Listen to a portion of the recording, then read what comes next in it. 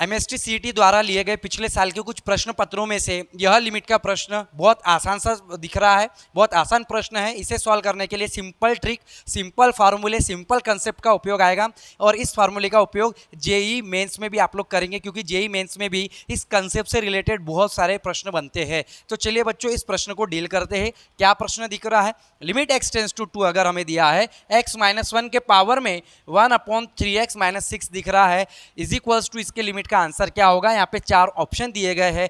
ऐसे प्रश्न को डील करने के लिए एक आसान सा फार्मूला होता है। यदि लिमिट अप्लाई करने पे अगर हमारे पास यह जो फंक्शन है और पावर में एक और फंक्शन है, अगर यह फंक्शन 1 आ जाए, 2 माइनस, अगर आप लिमिट अप्लाई करेंगे 2 माइनस 1 1 हो जाएगा, और यहाँ पे 3 इंटू 2 6 माइनस 6 0 1/0 इन्फिनिटी। 1 के पावर में यदि इन्फिनिटी आ जाए, इस तरीके से इनडिटरमिनेट फॉर्म दिखे, तो आप इस फार्मूले का उपयोग करेंगे। इफ़ यदि लिमिट लगाकर फंक्शन की वैल्यू हमें दिखाई दे कि 1 हो रही है और फंक्शन के पावर में यह जो फंक्शन है g ऑफ x के लिमिट का आंसर यदि बच्चों आपको इन्फिनिटी दिखाई दे रहा है, तो ऐसी स्थिति में f ऑफ x के पावर g ऑफ x में यदि आप लिमिट लगाते हैं तो वो इज इक्वल्स टू इस तरीके से बन जाता है, e to the power limit x tends to a, g of x को आप एज इट इज रखेंगे, फंक्शन में से 1 को माइनस कर देंगे। बस इतना सा कंसेप्ट का उपयोग यहाँ पे करना है।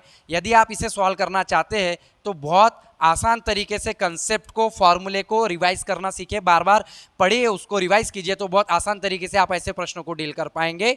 x माइनस 1 के पावर में यदि हम 3 कॉमन निकालें तो x माइनस 2 हो जाता है।